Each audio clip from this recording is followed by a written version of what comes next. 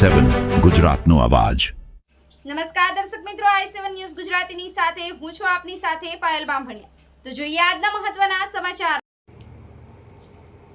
દેવગઢ બારિયા તાલુકામાં ચેનપુર ચોકડી ઉપર ટ્રેક્ટરની બાઇક સાથે અથડાતા બાઇક ચાલકની ગંભીર ઈજા થઈ।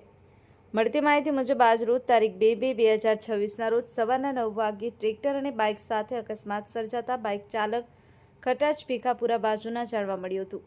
કડિયાકામ કરવા જતા મોટરસાયકલ સવારને એક ગંભીર અકસ્માત સર્જાતા 108 વાહન મારફતે દેવગઢ બારિયા સિવિલ હોસ્પિટલમાં લવાયા હતા અને ડોક્ટર દ્વારા પ્રાથમિક સારવાર આપી અને ગંભીર ઇજાઓ પહોંચતા તેમને વધુ સારવાર અર્થે 108 વાહન મારફતે ગોધરા હોસ્પિટલમાં રિફર કરાયાનું જાણવા મળી રહ્યું છે।